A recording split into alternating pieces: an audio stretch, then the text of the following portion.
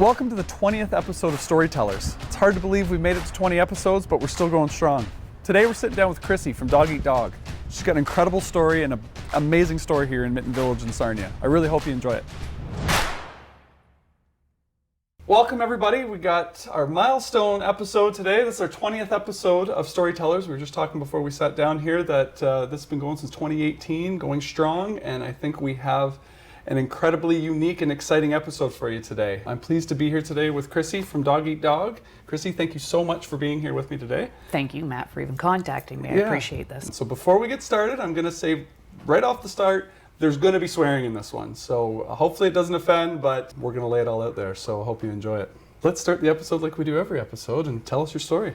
My career started, I was born and raised in Point Edward. NC cadets, enlisted in the military, went off to the Air Force, came back to town after I had left there and decided I wanted to work at the hotels and worked in every department, became a manager. It was great. I was going to do that for the rest of my life, got some jobs over in the States and recognized that for 21 years I had busted my ass for everybody else and I deserved a break and needed to spend some time with my family and enjoy some holidays. So I took a year off and built my dog some furniture, and it was like, I'm kind of good at that, and woodworking is in my family and I enjoyed it. Right on. So it just took off, and the fact that I'm creative and I don't have boundaries made that business take off, and it's been 8.5 years of every day being Saturday. Yeah. Every day's Saturday. It's awesome. That's awesome. Good for you.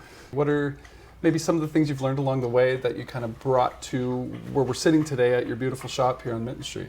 I went back to school later in life to take a 2-year degree in early childhood education. And I did that because I wanted to know the cognitive growth in people. Like, how do they learn? Yeah. How do I learn patience so that if I go into a hotel as a manager, I'm going to retain that staff by learning how they work, how they learn. And sometimes they're miserable because they're just not in the right job, and take them to somewhere else. And as long as I retained them, they saw and respected me. It was the loyalty thing. You kept me here. I'm now getting a raise. I enjoy my job, and you saw potential. And it just turned over. Plus, I didn't have to spend any more money training anybody. So it was fantastic. Sure. And I kind of just took all of that here in how I deal with my customers. So it's really paying off. A 2-year degree pays off. It pays off. So early childhood education, why that? That's an interesting model of doing that to learn the human behavior. But what maybe sparked that? In the first 3 years, you're really developing, and some people just don't get the nurturing they need. So when they struggle, maybe they only have a grade 8 education. It doesn't mean that their abilities aren't there. Maybe just their speech or the way they learn is just a little different, but you've got to bend into that to help them. And any other job, if you're going to learn business, this is how it's done. This is how it's done. If they aren't catching on in time, get rid of them. Are you kidding? If you get someone's loyalty and they feel like you've invested in them, they're there forever. And as long as you recognize them, listen to them, and pay them accordingly, they will never leave you. And if you invest in them, they're going to make the sales. So from building furniture to opening the shop, walk me through kind of how you got to this point. So for a year and a half, I worked in a tent. That was a miserable cold winter with a little propane heater. It was miserable, but I couldn't invest any money because I didn't know if it was really going to be enough as a sole income. Were you working out at the same time, or were you kind of all in on this concept? All in. Good for you. It was 100%. That was a tough leap to take. Yeah, absolutely. But it came down to do I believe in enough in myself to do it, or do I always want to lean on somebody else, because then I'm never going to know, and I'm not that kind of person. I'm going to go in all the way and never have a regret. Absolutely. So I went all in, and for a year and a half in the tent, then built a pallet wood workshop, and that was really cool. And the first time I had an order for a 10-foot harvest table come in, I thought, okay, I'm screwed. Like, I got to do something about this. And started looking around, and my dad grew up in Mitten Village, and I knew that I wanted to be here, and found this property and jumped on it. How were you selling? Markets or? Facebook page in the market, yep. And I had a little business page. So customers could come and make a request or bring me their furniture. I started a thing called Coffee with Chrissy at Blackwater Coffee. And on Sundays, people could come and I would help them with their own projects, because I didn't want them getting sick and sanding things in the house with their family there. But at the same time, every time I told them how to do a small project, and I was very honest and sharing everything, and I wanted them to succeed, when it came to a bigger project, they turned to me, and that's where the business started coming in. So those people spread the word, and randomly people would show up. I was in an apartment, and they would show up on this property looking for me, and it just kind of took off. What year was this? 2014 is when I started. I came and found this place in 2019. So you were like doing the Facebook influencer, providing value before it was even thought of being not cool. a fucking influencer. That was it. I'm an I hate the asshole. word. I hate the word. I hate the word influencer. But the whole concept of providing value, and then they come back with the request and the sale after that. That's a newer concept that a lot of people have been jumping on the last few years. But you were doing it before it was cool. I never had any intentions of leaving that shed. Yep. And that would be my advice to anybody. Right off the bat, just suck it up and let Canada Revenue know you exist. Yep. I did, but not on the size I should have, because it set me back 5 years. When I got here, it was like, my credit's not so hot business-wise. It wasn't in it, and I could have saved a lot of time. Yeah. And now I'm catching up. COVID helped me do that. Yep. It kind of made everybody else go on pause. And I went online and did everything I could for marketing and media and how do I do this, and it just swallowed me whole. It was my time, like everything else was still frozen. Nobody else was moving forward, and I jumped in, and that's what that launched me. You think that COVID really give you that next step? 100%, because I didn't have to stand here for 7 hours and be busy. I mean, great sales, great everything, but if I had 8 hours to go online and find every class that could ever be taught, because those influencers weren't charging anything because they wanted to hook you, and then when COVID was over, they'd start charging money to give information. They wanted to pull you in, so everything was free. You used COVID as a means of growing your skill set and growing your skill set and the product. I had a lot of time in the basement. I had time to find other artists that our online store was kicking it, so I needed it. I needed them to come in so that I would have more variety to sell, and wholesale was impossible to get. That's it. So the balance here of 50-50 was, I had 10% wholesale and 90 of the artists. So that gave me a chance to upsell for them. They had money, so 34 families were making money. I was making money. That's awesome. And then I reached out and sent out almost 1,000.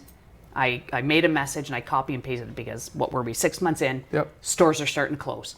We can't make it, guys. We're sorry. We got to close down. And my heart was going out, and it was like, and the sanitize your hands, all the nightmare was coming on. And I copy and pasted and sent out almost 1,000 of these messages to local businesses, Lambton County, and said, don't shut your doors if you don't have to.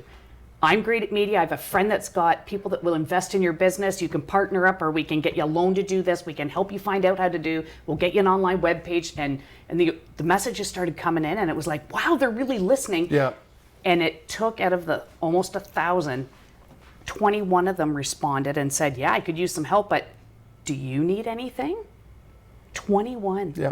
And it just kind of took me back. You give without the expectation of receiving, and it comes, right? So 21 logos are on my van. And when people come up now that were one of the ones I messaged, and they say, hey, how do I get on your van? Let me tell you. Cool. Because in a moment of fight or flight, we should have all come together, because it's hard to sink a team like that. But the COVID was picking us off one at a time, and all you had to do was say to me, are you okay? Like, you're doing double time. Not only are you trying to save yourself, you're trying to save us.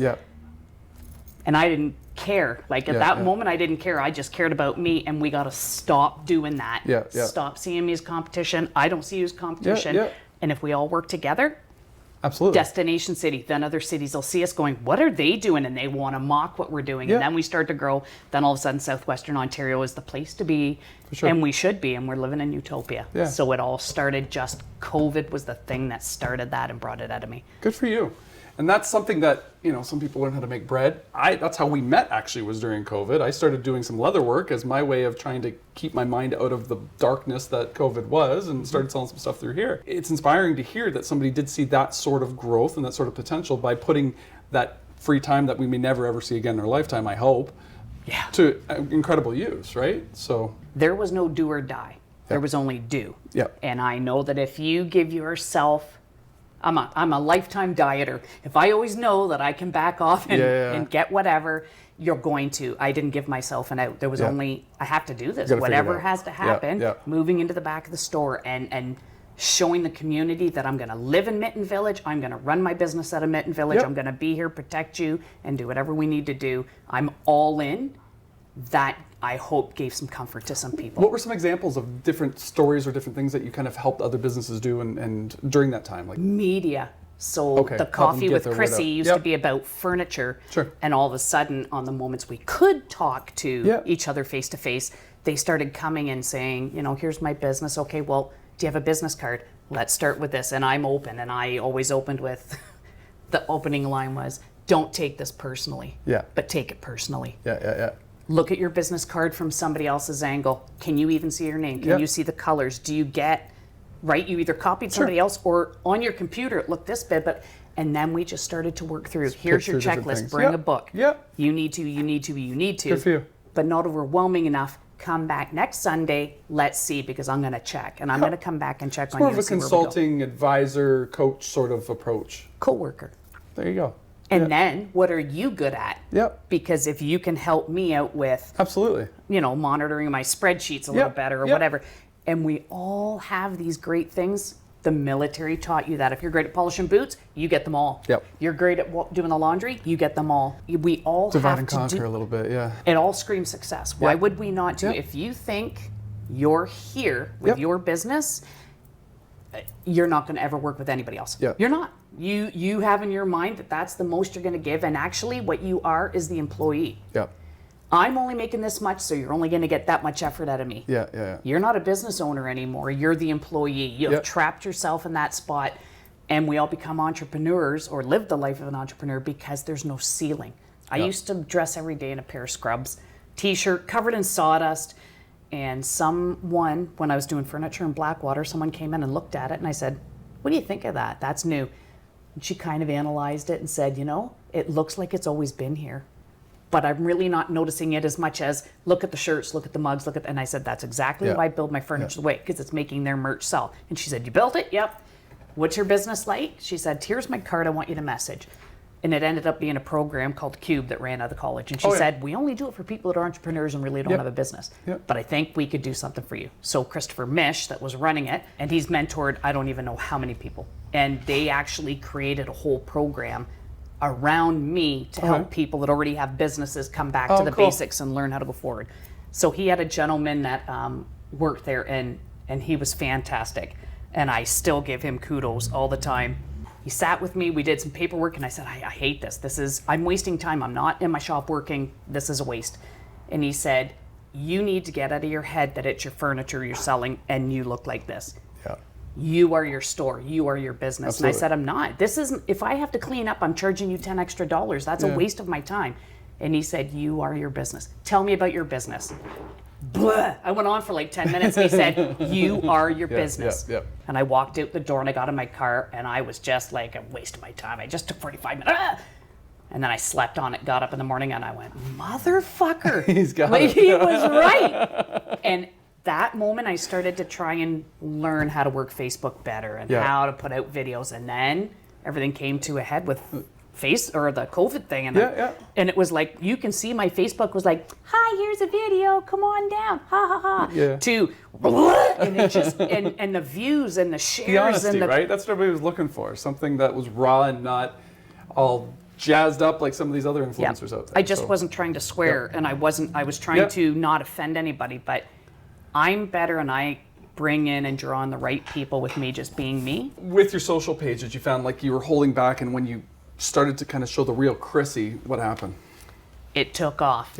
Exploded, There's a saying like, who do you want in your car? If you get people in your car, which are the customers that really are there for themselves and not for you, that's the most uncomfortable ride. But the moment you kick them out and you start picking up the people that truly are supposed to be in, there's some that you're going to run over as a speed bump. There's some that are tucked in the trunk. And then there are the rest that are not only in your car, they're behind it and they're pushing you forward. And I have a community. A community that's lifting all these businesses up, and they're actually getting that we're supposed to support in our own community. And online's great once in a blue, shopping at the mall where we have local employees, that is still kind of shopping local, but stop ordering all this online and traveling to different cities just so you can shop. Yeah. We have great shops, and if we all shop here, then there's more demand on the products, they'll order in more stuff, and it becomes the circle, and then we become stronger and we grow. Absolutely. Throughout this whirlwind of your growth and success with what you built here, what's a standard day-to-day look like now? I get up at 5 in the morning. I see you walking once in a while, 5:30 in the morning. 5:15, I'm up with the dog, Yep. take them out for a tinkle, and then I'm off walking downtown, and I take a bag and I pick up garbage all the way around. Yep. I come back, cradle with the dogs for a few minutes, get dressed, and cleaned up. 8 o'clock, my ass is down at Blackwater Coffee, because that's the time when all of the business people are processing through. I need them to see my face. I make a connection. I smile. Hey, I saw your post the other day. That was awesome. Or hey. And it just gives me half an hour to connect. And then I take half an hour to make my notes. And that's where all the creative ideas. And I saw this post, but I think if that person did it. And I'm randomly messaging businesses saying, hey, I saw you were attempting to do this. Have you ever thought about going? And I just throw it out there. It doesn't hurt me to do that. For sure. And I may have just made a great contact. Yeah. And that's what I do in the morning. Incredible. Then I head back here, get the store ready, and my day starts. And just the most fantastic people come through the door. Yeah, you've got a great group of customers, I bet. And if anybody that's watching this hasn't made the trip to Mitten Village, I suggest you do. Meet her 2 fantastic dogs that are always here and see some of the unique stuff that's in the building, because it's incredible. There's nothing like it out there anywhere. Let me give you the best review we ever had. Here's the best 5-star review. Dog eat dog, like Spencer's and Hallmark had a drunken one-night stand. I love it. And that's Best review. to a T. That's my elevator pitch right there. That's my gift star. Yep. So you got a lot going on. You got a successful store, incredibly active on social media, running for council. How do you avoid burnout? Or have you experienced burnout? That's probably a better first question. I don't. You don't experience burnout. I am in this space where I'm getting the best of both worlds. Good for you. The social and the relationships. I think if I didn't have the relationships, people tend to kind of resent customers sometimes. Like, oh, it's 5 to 5 and you're coming in. I'm like, it's 5 to 5. Come on in. I live here. I'll stay here till 5:30 if you want. If you're afraid of people and you're wearing a mask, come at 5 and I'll keep the store open for you because I'm a local business. I'm able to keep it open because I live here. I'm living the dream. Everybody else is like, I can't wait till Friday so that I can get Saturday off. Every day for me is Saturday. Every day. I think you nailed it. The uniqueness of it is that community socialization that you've kind of integrated into your business. That's a really good perspective of, I've talked to a lot of people about burnout. I've experienced it numerous times myself, and you lack that sort of human aspect of it. When you get so regimented in the day-to-day priorities and things that are going on, that's a great tip for people to kind of think about is how can you implement that more throughout the course of the day, whether it's employees or customers or both, right? How do you define success? I am happy and content with me, whatever the situation is, however much money I'm making. I get up every morning and I'm like, let's go. Like, that's me. I'm a morning person and I walk out the store, I'm here. Would it be like that concept of just being happy to wake up in the morning? That's success? Or is it that thing down inside? It's that thing. Like, when I wake up, everything's positive. I've never woke up in a bad mood. I've woke up with a migraine, but I've never woke up in a bad mood. I'm not in a bad mood when somebody says something. I'm already in the, how can we resolve this? How can we put on pause, move on for the day, and then resolve this? You have to be good with you, and then everything else will fall into place. But you can't manipulate that. Because you don't even know how to manipulate yourself. I'm successful because I'm good with this. So that means I'm not in competition with you. For sure. I only want to help you. I'm not jealous of you. I wish you the very best. That makes me successful. But this had to happen first. And that took 52 years to get that. I mean, I think I could be put in any position right now or any situation and be able to just authentic myself out of that. I can only give you what I've got. For sure. And what your expectations of me, that's on you. And that's a healthy place to be, right? If business owners can just see that of each other. It's getting the nerve to ask, right? That's where a lot of business owners get stuck, is that they're too scared to ask. They're too scared to, show their cards. Shy is good too. Or, I don't want to offend. Could be vanity too, right? Come to me. come absolutely. and talk, or just message and say, can you call me right now, babe, I'll schedule you and we'll talk. Just like yourself. And honestly, your point of view for everything will change. Yeah. Like me saying, every day Saturday, I'm living the dream. And it shows, like, you know. But I made it happen. This dream was absolutely. It's never intentional. handed. Not one part of this was ever handed to me. I worked my ass off, but I was happy working my ass off for myself. And to all the bosses that were like, sure, we'll give you $1 raise. Here we are. That's spoken by Keep your dollar. That's a true entrepreneur right there, right? Like, we work 80 hours a week to not have to work 40. You just keep working until you find your groove. 100%. Has there ever been one moment throughout your career so far, your adventure so far is maybe a better way to call it, where you've hit that point where you've just felt like you've made it. I'm successful. I made the right choice. I'm going. Is there something that stands out, a pivotal moment in time or circumstance that kind of clicked and made you feel like you made it to the top of the mountain? I think I got to go back to when Tom Pays said, you are your business, because I really was that. I could always make it about somebody else. I was not so good with the internal because my confidence was crap. And that when I woke up and went, I really am. I have busted my ass for this very thing I have. It's right in front of me. And I was trying to make it about something else and coming to my own on that. That was that moment. Well, this is where I typically talk about failures and, you know, different things, missed opportunities and stuff like that. But I'm certain you probably don't have too many things that you would classify as a failure because you see everything as an opportunity. But is there anything that does stand out as, you know, missed opportunities or anything like that? Not taking the business seriously in the beginning and always figuring I was just going to ride under the radar. Not investing in myself first. I did when I always worked for somebody else. I knew what my value was when I walked in that door. And I only had to show you once to recognize that I would always have their back and have their business as the top priority. I did not do that, and that's a bummer. And now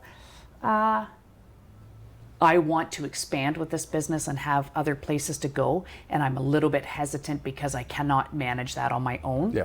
So where do you see yourself in 5 to 10 years? Let's say 5 years and then 10 years, because I think you've got some ideas here. I don't know if I will continue with politics. It doesn't matter. Whatever, if I get in or not, I'll still be running from the store. The store, I would like to open 1 or 2 more in different cities that are close by so that the dogs and I could travel. Sarnia will always be my home, but the idea is to give other artists in other cities a chance to display their work, but have those kind of cross pieces, and all of the art could switch around so that you get a taste of something different. I want to employ as many local people as I can and let them have a piece of that I'm living the dream thing. I have a setup here. The dogs have been married twice. The money that came, $12,563, went back into the Humane Society of prepaying the adoption fee on dogs that are having a tougher time. So when people go to take that dog, they'll say Legend and Fable paid for your adoption fee. So we created Blackwater Coffee. Dave Duguay and myself created doggy style coffee. So 90% of the profits goes back to Legend and Fable. They're 9. We have health issues. 10% sits in the account for still prepaying for the dogs. But I've now made the beans into a cold brew, and I want that to go to another step of having a truck and carrying on. And so to have 2 different, this is the creative side of things. I used to build furniture. That's going to end December 31st. Oh, really? I broke a bone in my back, and I'm just not. I'm 52. It's creative, but it's too much for me anymore to do what I need to do for the goal. So if income is coming in from these 2 businesses, the whole reason of getting the store was I believe in tiny homes. I believe in strong towns. Having 1 dwelling inner city that's on 150 by 150 lot is absolutely unacceptable. We have people that cannot afford homes that we're renting that have been displaced because the owner sold it, and we need to make up for that. So I literally have a plan in my head of how we could put affordable tiny homes leading from homeless all the way up to a tiny luxury. And we could do this, and it would be fairly easy and still bring more tax money back into the city and make it something that the structure of the infrastructure could deal with that and take it. So that's kind of the plan. I had to get the store to make more income, to get my name out there so Absolutely. that builders and developers would see Yep. that they can make money in this, and we need to fit in as many people as we can and develop this city into being something that is amazing and fun. Before we get to the rapid fire questions, is the one last piece I want to know is, a young entrepreneur starting out, what's the best piece of advice you give them? Call me. Period. Call me. I have spent enough time researching the agencies that will help, what they do at those agencies, the other strong businesses and business owners that are willing to step in, because what I want is no one else to have to waste the first 5 years. For sure. It wasn't wasted, but it certainly was not taken advantage of, and full steam ahead is usually a good way to go. I could have been so much further, but the timing had to be there. Yeah. So, Chrissy, for the final part of the sit down here, we do the same set of rapid fire questions as we give every guest. Do it. Hit me. Are you a morning person or a night hawk? Morning. Early Like morning, 5 but o'clock. are you early? 5 o'clock, late babe. night also, or no? 5 o'clock coffee intravenous. Let's go. Do you prefer reading the news on your device or in the paper? Both. Neither are 100% accurate, so it Compare. takes a lot to just pick and dodge and weave. What's your favorite social media platform? Facebook. Are you active on Instagram? I hate Instagram. Oh my God. The rhythms are different. Yep. I find out what my stats are on everything. yep. How many people are employed in Sarnia? How many come, males or females? What do they do? Did they come to this? Da, da, da, da. I compare my insights to all Yep, of that. yep. I've got a good rhythm. Facebook is easy to deal with Yep. because it's straightforward and it tells you and it has helping Yeah, points. yeah, yeah. And Instagram's like, figure it out on your own. And you just have to hold your dog one Yeah. time and have it barf on your lap, and you're all of a sudden this influencer that's Yeah, making millions. nonsense, yeah. And I'm sitting there with 2 dogs that are sleeping and snoring, and I can't. Yeah. I'm just struggling. I think I'm 3 people away from 4,000. That's and I still have pretty like damn almost good, though. Yeah, 14,000 on yeah. Facebook. You're above average though on both significantly, so you're doing just fine. There we go. City life or country living? Have you ever lived in the country first? No, love the Okay. country, great place to Yeah. visit. There's bugs and snakes and shit like that. But yet here I am in the city, nice beautiful brown hardwood floor here Yeah. in the store, white tile in my bathroom, and every time I see a centipede, I freak out and crush the shit out of that. What's one thing on your bucket list? This is gonna sound like not a good thing to say right now, but one day I would like to be mayor of Sarnia. For you. And that may Yeah. be 20 years down Yeah, the road. yeah. It may be 4. I don't know. Yeah. I don't know. If there's somebody better than me and there are better people than me that are running city, county, and city, Yeah. I will lift you up. You're on my shoulders and I'll carry you across the finish line. Yeah. But I think that I am one of Sarnia's biggest cheerleaders. I sure. want so much for this, but it starts with the people, not the geographical. And that's what I would like to do. To have that kind of influence, pulling ideas Yeah. and just to spark that energy Yeah. in everybody would be amazing. What's your biggest pet peeve? This is going to seem petty, but here we are. I just did this. I went into Maurice's in the mall and laughed and told all the 3 women that were standing there, I said, let me just tell you what drives me nuts about a store, but you guys are getting paid to do it, where I'm self-employed, I'm technically not. Oh my God, this birdhouse is so cool. Do you like it? No? And then they walk away. Oh, so customers in the store. Okay. Doing that exact moment. Yep. I spend an hour at the end of every day cleaning up that shit. I need you to pick that back up, put it back. If you weren't going to buy it, leave it, don't touch it. And if you do want it, carry it with you or leave it Yeah. on the desk, but you will put it back where you found it. Yeah. And so I was saying to the women, you're here folding jeans all fucking day. Yeah. I would have lost my mind. There's no amount of money. You could have paid me $100 an hour, Yeah, yeah. and I would have ripped on every single person that went, what size? It's on a strip. It's right there. It's right. It's always the smallest to the biggest. Please. And that, they laughed. I was like, I got to get out of here. I just saw a lady do it, and I'm going to go tell her off. I don't even work here. So yeah, What's your favorite food? my homemade lasagna.